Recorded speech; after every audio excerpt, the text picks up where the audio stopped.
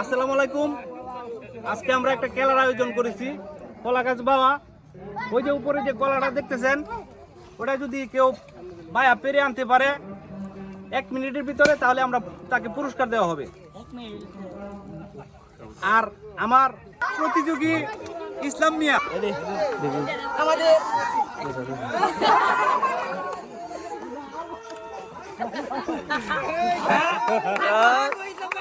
কেডা কো হারে না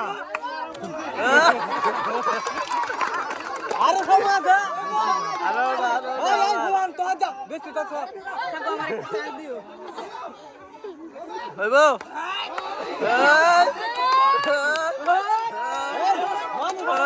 তো আজা ও তো দান থেকে যায় না